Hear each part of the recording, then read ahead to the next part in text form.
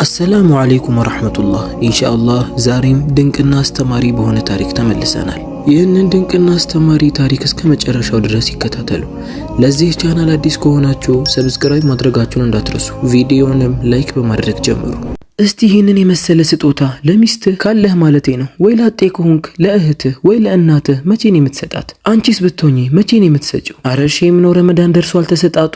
ማግኘት የምትፈልጉ ስልካችን ባዮ ላይ አለ፣ ይደውሉልን፣ ያሉበት ድረስ እንልካለን። በትንሽዬ ገጠራማ መንደር ውስጥ አንድ በጣም የሚዋደዱ ቤተሰቦች ነበሩ።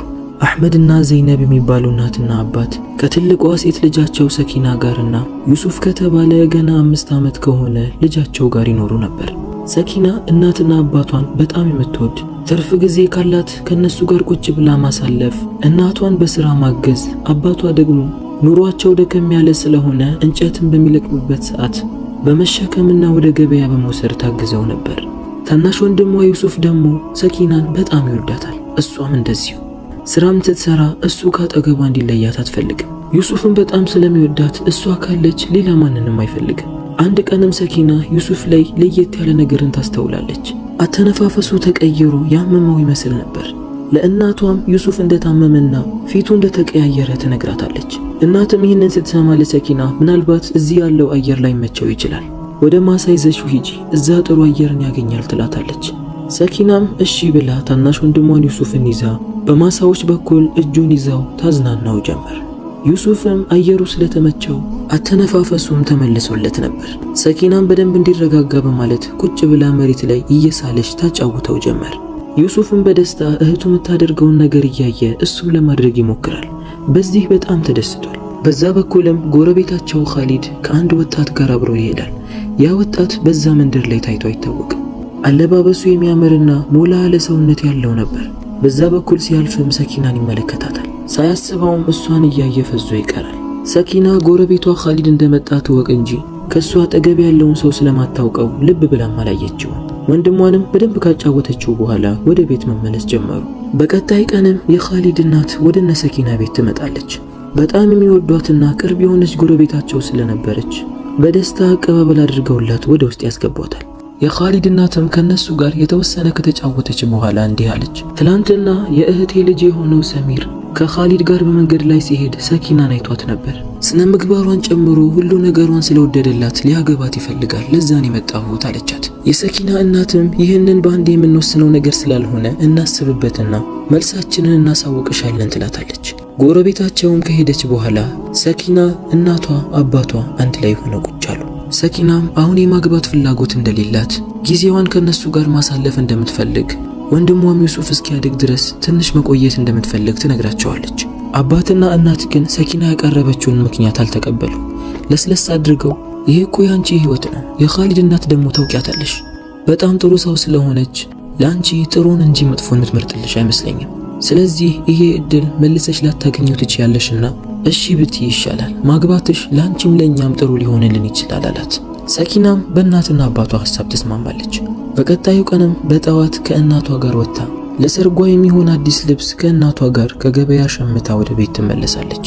ወደ ቤትም እንደገባች ብዙ አልቆየችም፣ የኻሊድ እናት ትመጣለች። እነሱም በደስታ ወደ ውስጥ አስገቧት። የኻሊድ እናት ግን እንደሌላ ቀኑ ፈገግ አላለችም። ፊቷ የተከፋ ይመስላል። በጣም አፉን ያላሰብነው ነገር ነው የገጠመን።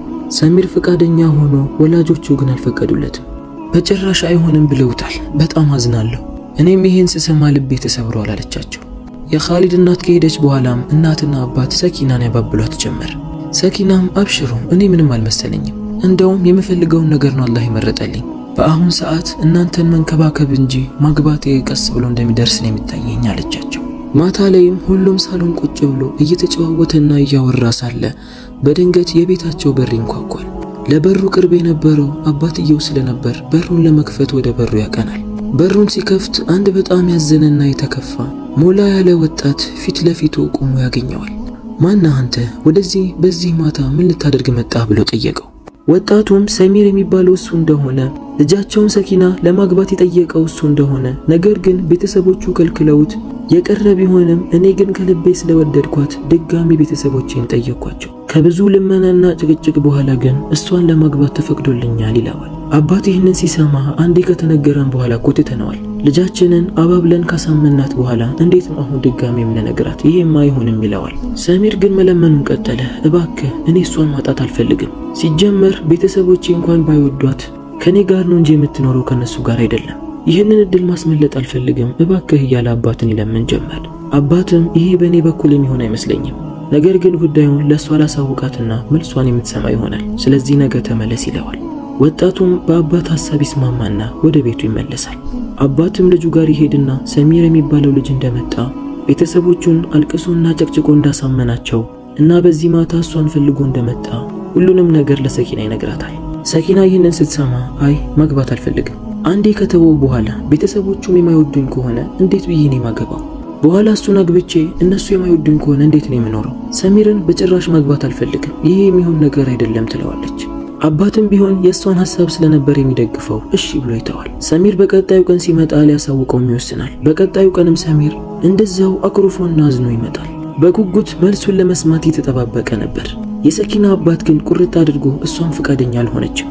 ማግባት የሚባለውን ነገር በአሁን ሰዓት ሰርዛዋለች። ስለዚህ ልታገባህ አትችልም ይለዋል። ሰሚርም ይህንን ሲሰማ በጣም አዝኖ ወደ ቤቱ ይመለሳል። የሰኪና ታናሽ ወንድም ዩሱፍ ህመሙ ከቀን ወደ ቀን እየጨመረ ይመጣል። ሌላ ቀን እንደምንም ተነስቶ ከእህቱ ጋር የሚውለው የነበረው ዩሱፍ አሁን ግን አልጋው ላይ ተኝቶ መዋል ጀመረ። ይህን ያህል በሽታው እየከፋበት መጣ። ቤተሰቦቹ በጣም ግራ ሲገባቸው ባላቸው አቅም ሊያሳክሙት ይወስናሉ። ወደ ሐኪም ጋር ወስደው ሲያስመረምሩት የሰሙት ነገር ልባቸውን ይሰብረዋል። ዩሱፍ ላይ የደረሰው ህመም ከባድ እንደሆነ እነሱ ከአቅማቸው በላይ ስለሆነ ወደ ሌላ መንደር ወደ ተሻለ ሐኪም ቤት ሄዶ እንዲመረመር አሊያ ግን የማይመረመር ከሆነ በጤናው ላይ ከባድ ነገር እንደሚደርስበት እስከ ሞት ሊያደርሰው እንደሚችል አስረግጦ ይነግራቸዋል። ይህንን የሰሙትም እናት አባት ሰኪናን ጨምሮ በጣም ያዝናሉ። ዩሱፍን ወደ ከተማ ወስደው ማሳከማቸው ግድ ቢልም ነገር ግን ቤት ውስጥ ሰኪናን ብቻውን ጥለዋት ሊሄዱ አልፈለጉ። በዚህም በጣም ግራ ይጋባሉ። ማሰብም ጀመሩ። ሰኪና ቤት ውስጥ ብቻዋን ጥለዋት ከሄዱ እነሱም ልባቸው አይረጋጋም፣ የእሷም ልብ እንደዛው። ምን እንደሚያደርጉ ግራ በገባቸው ሰዓት ይህንን ያወቀው ሰሚር እንደገና ወደ እነሱ ቤት ተመልሶ ይመጣል። አሁንም ተከፍቶና እያለቀሰ እባካችሁ ልጃችሁን ዳሩልኝ፣ እናንተ አደራውን ለኔ ጣሉ። ዩሱፍን ለማሳከም ምንም ስጋት ሳይገባችሁ ሄዱ። እሷን ለኔ ተውልኝ፣ ለኔ ዳሩልኝና እኔ በደንብ ልንከባከባት፣ ከሚስቴ በላይ አድርጌ ላኑራት እባካችሁ እያለ ይለምናቸው ጀመር። አባትም በጣም ግራ ይገባዋል። የሚመልሰውን መልስ ያጣል። ወደ ቤትም ይዞት ይገባል። በሰኪናና በእናቷ ፊትም ወጣቱ ቆሞ እባካችሁ ዳሩልኝ እያለ መለመን ጀመረ። በዚህ ሰዓት ግን እሺ ያለችው ሰኪና ነበረች። እሷ ያስጨነቃት የወንድሟ ጤንነት ነበር። ለሷ ብለው እዚህ ቀርተው ወንድሟ ከሚሞት ወይም የከፋ ጉዳት ከሚደርስበት እሷ ማግባቷ ቀላል እንደሚሆን አሰበች። ሰሚር ባቀረበውም ሐሳብ ላይ እሺ ብላ ተስማማለች። እናትና አባቷም እሷ ከፈቀደችማ እሺ ብለው ይተዋሉ። በነበሩበት ሳምንት መጨረሻ ላይ የሰሚርና የሰኪና ሰርግ ይደገሳል። እሷ የራሷ ሰርግ ላይ ቢሆንም ደስተኛ አልነበረችም። ምክንያቱም ጭንቀቷም ሐሳቧም ወንድሟ ጋር ነበር። ሰሚር አብሽሪ ወንድምሽ ይድናል እያለ ያባብላታል። በዚህ ሰዓትም እናትና አባት ለመሄድ ወስነው ስለነበር ሰሚር ጋር ይመጡና የልጃችንን ነገር አደራውን ላንተን ይሰጠን፣ በምንም ነገር እንዳታስከፋት እባክህ እያለ ለሰሚር አደራ ይሰጠዋል። ሰኪናም እናትና አባቷን መሰናበት ጀመረች። ታናሽ ወንድሟንም አቅፋ እያለቀሰች ትስመዋለች። ዩሱፍም ከእህቱ መራቅ ባይፈልግም ግዴታ ስለሆነበት እያለቀሰ አቀፋት። ከዛም ሁሉንም ተሰናብታና ሸኝታ ትመለሳለች። እነሱን ከሸኘች በኋላም ሰኪና ከአዲሱ ባሏ ሰሚር ጋር ሆና ወደሱ ቤት መሄድ ጀመረች። የሱን ቤተሰቦች አይታቸው አታውቅም። ለመጀመሪያ ጊዜ ልታገኛቸው ነው። ወደ ቤቱ ስትገባም ኮስተር ብሎ የቆመ እናትና አባትን ተመለከተች። የአባት መልክ የሰሚርን ይመስል ስለነበር የሱ አባትና እናት እንደሆኑም አወቀች። ሰኪናም ባሏን ይዛ እየፈራች ወደ ውስጥ ገባች። እንደገና በሷ እድሜ ተቀራራቢ የሆነችንም ልጅ አገኘች። የሰሚር እህት ነበረች። ስሟም ኩኑዝ ይባላል። የሷ ማስተያየትና ግልምጫም ይለያል። በዚህም ሰኪና በጣም ግራ ተጋባች። ይህንን የተመለከተውም ሰሚር አብሽሪ እስክትለምጃቸው ድረስ ነው፣ ከአሁን በኋላ እኮ ቤትሽ ነው፣ ማንም ሊናገርሽ አይችልም ብሎ ወደ ክፍሏ ይዟት ይገባል። እሷ ከነዚህም በላይ ያስጨነቃት የወንድሟ ነገር ነበር። ቀኑን ሙሉ ሳተኛ ስትሰራ ስለዋለች በጣም ይደክማትና ለወንድሟ ኢብራሂም ዱዓ አድርጋለት የተወሰነ ረፍት ለማድረግና ለመተኛት ትወስናለች። በተዘጋጀላትና በተነጠፈላት አልጋ ላይ ወጣም ልትተኛ ስትል ሰሚር በእጁ የተወሰኑ ምግቦችን ይዞላት ይመጣል። እራት ነው መብላት አለብሽ ቢ ይላታል። የሰሚርን እንክብካቤ ስትመለከት ሰኪና ትንሽ ልቧ ተረጋጋ። ምናልባት እሱ ሊያስብልኝ ይችላል ብላ ማሰበች። ቁጭ ብላም ያቀረበላትን ምግብ እየበላች ከሻዩም ከጠጣች በኋላ ለመተኛ ስትዘጋጅ ሰሚር እንዲህ አላት፣ ልትተኚ ነው እንዴ? ስራ እኮ አለብሽ ይላታል። ይህንን የሰማችውም ሰኪና በጣም ግራ ተጋባች። የምን ስራ? በዚህ ማታ ምን አይነት ስራ ነው የምሰራው አለችው። ሰሚርም እየተቅለሰለሰ እባክሽ ትንሽ ስራ ብቻ ነው፣ ይሄ የኛ ቤት ተለምዶ ነው፣ እባክሽ አታስከፊኝ፣ ቤተሰቦቼ የማይከፉብሽ፣ ለኔ ስትይ እሺ በይኝ እያለ ይለምናት ጀመር። ሰኪናም ግራ በመጋባት እሺ ብላ ወደ ውጪ ስትወጣ ቤት ውስጥ የቆሸሹ ብዙ ልብሶችን ማጠብ ነበር። የሙሽራ ልብሷን እንኳን ሳትቀይር በሰርጓ ቀን ማታ የባሏን ቤተሰቦች ልብስ ለማጠብ ተገደደች። በደረሰባትም ነገር በጣም እያዘነችና እየተከፋች አንድ ሰው እንኳን ሳያግዛት ቁጭ ብላ ልብሶቿን ብቻዋን ማጠብ ጀመረች። በጣም ግራ ተጋብታለች። ለምንድነው በዚህ ማታ ልብስ የሚያሳጥቡኝ? እንዴት ይሄ ደግሞ የዚህ ቤት ተለምዶ ሊሆን ይችላል እያለች ግራ ተጋባች። በዚህ ሰዓት ሰሚር አልጋው ላይ ወጥቶ ደስ የሚል እንቅልፍን ተኝቷል። ስለ ሰኪና ምንም ሀጃ አልሰጠው። ልብሱ በጣም ስለነበረ እስኪነጋ ድረስ ነበር ያጠበችው። ድካምና እንቅልፍ ማጣቱ ራሷን ያሳመማትና ሄዳ አልጋዋ ላይ ትወድቃለች። ገና ወገቧን አልጋ ላይ እንዳሳረፈች ነበር እንቅልፍ ይዟት ይሄዳው። ብዙም ሳትተኛ ወዲያውኑ የሰሚር እናት ትመጣና ትቀሰቅሳታለች። ልጄ እስካሁን ከተኛሽ እኮ ይበቃል፣ ከዚህ በላይ መተኛት ጥሩ አይደለም። አሁን የሚሰራ ብዙ ስራ ስላለ መተኛት አትችይም። መጀመሪያ ግን ቁርስ ብይ ትላታለች። ከዛም ሰኪና ምግብ ወደ ተዘጋጀበት ማዕድ ጋርም ታቀናለች። በልተውና ጠጥተው ከጨረሱም በኋላ የሥራ ድርሻን እንከፋፈል ይላሉ። ሰኪና የልጃችን ሚስት ናት፣ ገና ሙሽራ ናት ብለው ምንም መፍረት አልያዛቸው። እንደውም ለሰኪና የሚበልጠውን ስራና ከባባዱን ይሰጧታል። ሰኪና የባሏ ቤተሰቦች በዚህ ልክ ለምን እንደሚያስለፏት ግራ ይገባታል። ምንም አማራጭ ስላልነበራት የተሰጣትን ስራ በአግባቡ መስራት ጀመረች። የቤቶቹን ዕቃ ማጠብ ነበር። ዕቃዎቹንም አጥባና አስተካክላ አስቀምጣ ቤቱንም ጠርጋ ምግብንም ከነሱ ጋር አብራ ማብሰል ጀመረች።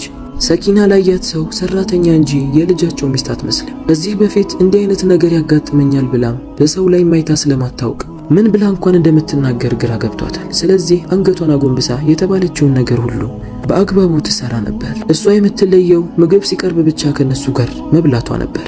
አብራቸው ትበላለች። ከዛ በኋላ የቀን ከቀን ስራዋ ሆነ። ሁሉ ጊዜ በልተው ከጨረሱ በኋላ የተበላበትን ዕቃ ማጠብ፣ የቤቱን የቆሸሹ ልብሶችን ማጠብ፣ ቤቱን ማጽዳት ሁሌም ስራዋ ሆነ። አንዳንዴ በጣም ደክሟት ስታለቅስ ሰሚር ይመጣና አብሽሪ ለትንሽ ጊዜ ነው እያለ እያስመሰለ ያባብላት ነበር።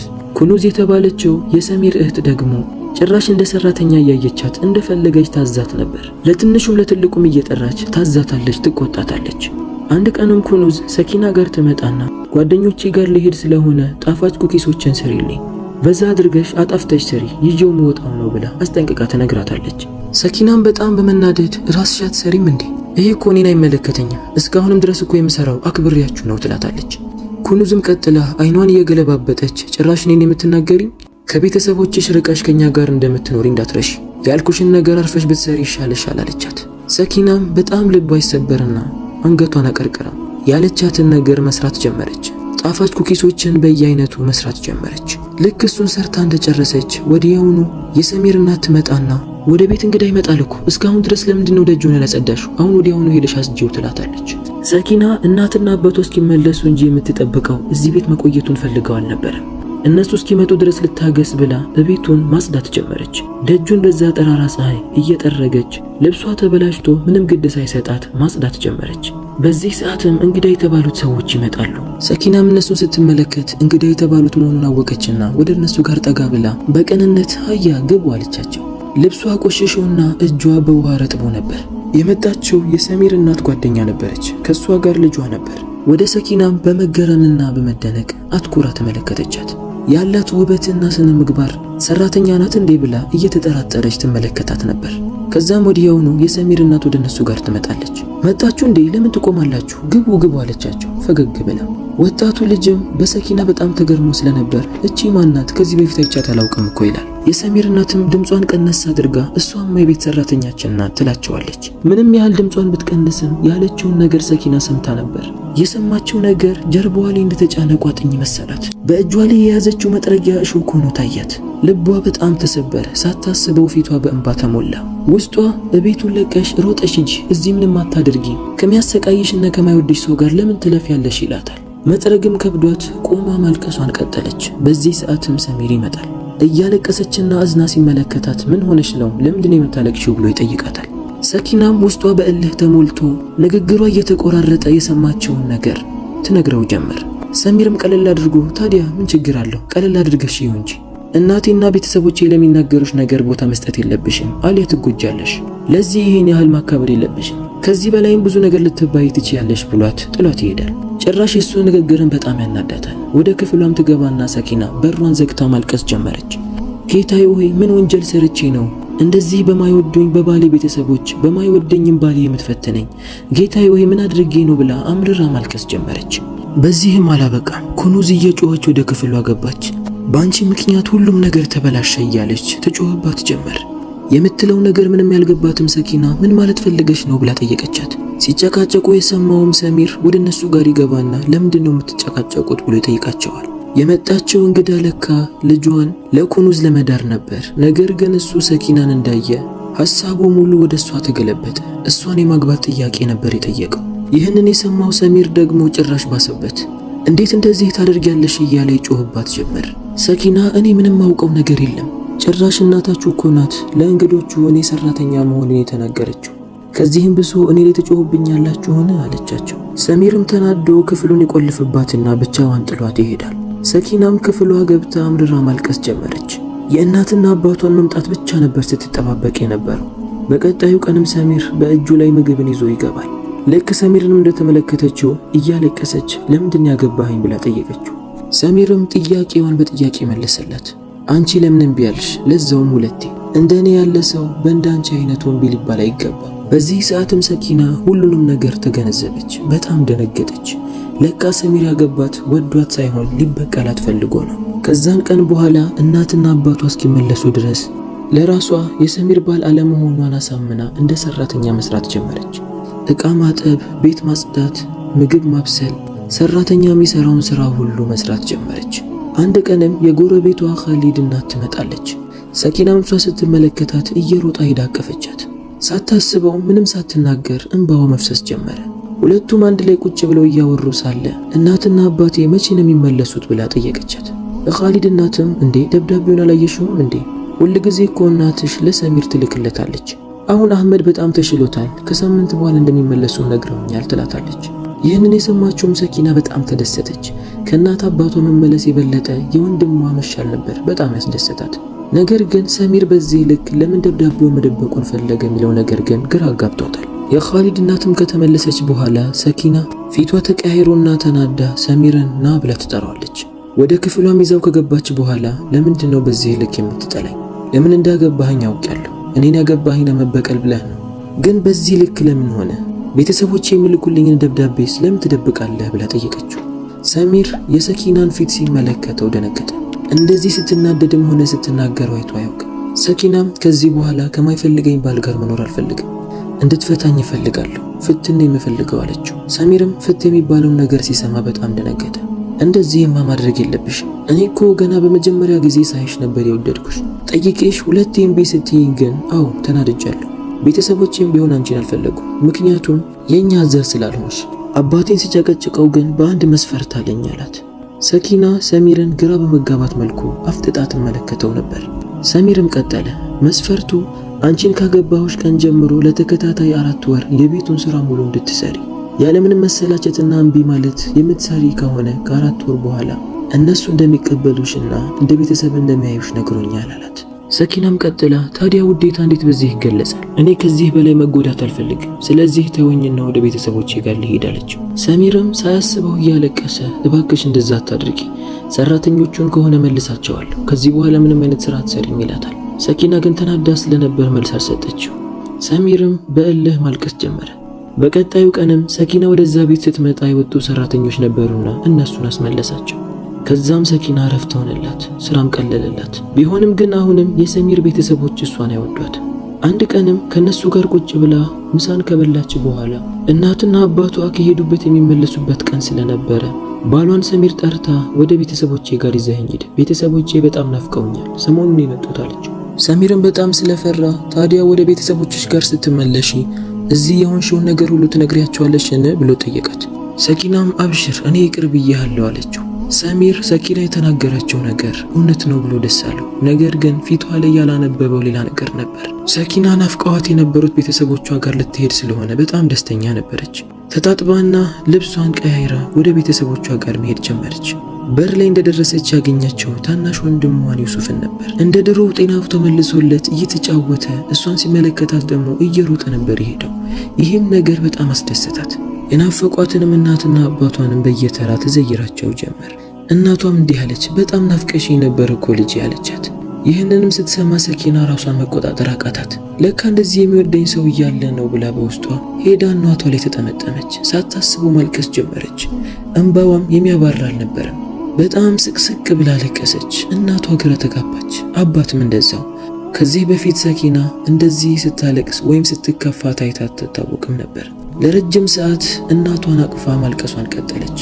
ግራ የተጋባውም አባት ወደ እሷ ጋር ጠጋ አለና ምን ሆነሽ ነው ልጄ ብሎ ጠይቃታል። ሰኪናም አደራ የሰጠኸው አካል እኮ አደራውን አልተወጣም አለችና ያደረጉባትን ነገር ሁሉ በዝርዝር ትናገር ጀመር። በሰርጓ ቀን እስኪነጋ ድረስ የቤቱን ልብስ ሁሉ እንዳሳጠቧት፣ ሰራተኛ ብላ እንደተሰደበች ምንም ሳታስቀር ሁሉንም ነገር ተነግራቸው ጀመር። ይህንን የሚሰማው ሰሚር በጣም በስራው አፍሮ ምን አለ መሬት ተሰንጥቃ በዋጠችኝ እያለ ይመኝ ጀመር። አባቱም በእልህ ቆመና እየጮህበት አደራዬን በዚህ መልኩ ነው የበላኸውን? ምን አድርገሃት ነው ልጄ? መጥፎ ብልግና የሆነን ነገር ነው የሰራኸው አለው። ሰሚርም እባክሽ እኔ እኮ ከዚህ በፊት ነገርኩሽ ለ4 ወር እንዳሰራሽ ብቻ ነው፣ ከዛ በኋላ ማንም አይናገርሽም ይላታል። ሰሚርም በመናደድ የኔ ቤተሰቦች ናቸው እንጂ የማይወዱሽ፣ እኔ እኮ በጣም ወድሻለሁ አላት። ሰኪናም ተው እንደዛ አትበል፣ ምንም ብትል አልቀበልህም። እውነት አንተ የምትወደኝ ከሆነ አባቴ የላከውን ደብዳቤ መደበቅ ነበረብህን? የሌላውን ሐሳብ ሰምተህ እኔን ሳትሰማ ብቻዬን አንድ ክፍል ውስጥ መቆለፍ ነበረብህን? እንደ ሚስትህ ልታየኝ ሲገባ እንደ ሰራተኛ አላየኸኝምን? የፈለግከውን እያዘዝከኝ። ታዲያ ለአንድ ለምትወደው ሰው ይህንን ትመኛለህ? በፍጹም አትወደኝም አለችው። ሰሚር የሚመልሰውን መልስ አጣ፣ ግራ ተጋባ። አዝኖም ወደ ቤት መመለስ ጀመረ። ወደ ቤት ተመልሶም ቢሆን እረፍትን ያጣል። ከዛን ቀን በኋላ ሁል ጊዜ ወደ እነሱ ቤት መመላለስ ጀመረ። እያለቀሰና እየተናነሰ አባቷን ይጠይቃል። ወደ እኔ ጋር ትመለስ፣ ከዚህ በኋላ እንደዚህ አላደርጋትም እያለ ይለምናል። ነገር ግን ከቀናቶች በኋላ እንዲፋቱ ይደረጋል። ከተወሰኑ ቀናት በኋላም የሰሚር እህት ኩኑዝ ከኻሊድ ጋር ትጋባለች። ኻሊድ ማለት የነሰኪና ጎረቤት ነበር። ያላወቁት ነገር የኻሊድ እናት ከሰሚር እናት በጣም ጠንከር ያለችና ከባድ ነበረች። ኩኑዝን ያላግባቡ ታሰራት ጀመር። በተራዋ ሰኪና ደግሞ በኑሮ መካከለኛ ከሆነው ሰው ጋር ተጋባች። ያገባቸው አካል በጣም ጠንካራ፣ ሚስቱን የሚወድ፣ ስራ ላይ የማይግደረደር ጥሩ ሰው ነበር። በዚህም ዛህራ በጣም ደስተኛ ሆና ነበር። ከዓመት በኋላም ሰኪና አንድ የምታምር ሴት ልጅን ትወልዳለች። አሁንም ቢሆን ግን ሰሚር ሰኪና ከልቡ ላይ አልወጣም አለች። ሌላን ሰው እንኳን ማግባት አቃተው። ስራ እንኳን በአግባቡ መስራት አልቻለም። ሁል ጊዜ ስለሷ ማሰብ ሆነ። እሱን ረስቶት እንኳን ወደ ውጪ ሲወጣ ልጆች እየተጫወቱ የሰኪና ልጅም ከልጆቹ ጋር ስትጫወት ሲመለከት በጣም የቀናና ሳያስበውን ባይወርደዋል። እንደዛ ሚስቱን የገፋት፣ ብቻዋን አንድ ክፍል ውስጥ የቆለፈባት፣ እንደዛ አምርራ ስታለቅስና ስትከፋ አንዴም ዞር ብሎ ያላያት፣ የቤቱን ስራ ምንም ደከመኝና ሰለቸኝ ሳትል ስትሰራ የእህቱን ቁጣና ጩኸት መቻሏ፣ ይህን ሁሉ እያየ ዝም ማለቱ ለዚህ እንደዳረገውም ገባው። እሷ ደግሞ ሰብር በማድረጓ አላህ የተሻለን ባል ሰጥቷት ጥሩ ህይወትንና የሚያማምሩ ልጆችን አገኘች። ይህንን እድል በራሱ እየተጫወተ በማሳለፉ በጣም አዘነ። ምን አለ ከመጀመሪያውን ባላየኋት፣ እቺ እኮ ለኔ የምትመጥነኝና የምትገባኝ ሴት አልነበረችም። እንደሷ ያለ ሴት አሁን ከየት ነው የማገኘው? ከሷ በታች ያሉ ሴቶችን አግብቼ እንዴት ነው የምኖረው እያለ መጨነቅ ጀመረ። ሰሚር በዚህ ጭንቀት ላይና ማዘን ላይ ሆኖ ሳያገባ ለአመታት ቆይቶ ነበር። ሱብሃንአላህ፣ አላህ የሰጠንን ኒዕማ የማንጠቀምበት ከሆነ ከኒዕማ መካከል ደግሞ ሷሊህ የሆነች ሚስት ናት። በዱንያ ላይ ያ ነገር ሲያመልጠን እንቆጫለን፣ በአኺራ ላይ ደግሞ አላህ ይጠይቀናል። አላህ የሰጠንን ኒዕማ በአግባቡ የምንጠቀም ያድርገን፣ ሰምተው ከሚጠቀሙትም ከሚተገብሩትም ያድርገን። ይህንን ድንቅ ታሪክ ራሳችሁ ጋር አታስቀሩት፣ ሼር ማድረጋችሁን እንዳትረሱ። ከታሪኩ የተረዳችሁትን ነገር ኮሜንት ስራ አስቀምጡልን። ቪዲዮውን ላይክ፣ ሼር፣ ሰብስክራይብ ማድረግ እንዳትረሱ። በሌላ ታሪክ እስከምንገናኝ ድረስ ወሰላሙ አለይኩም ወራህመቱላህ።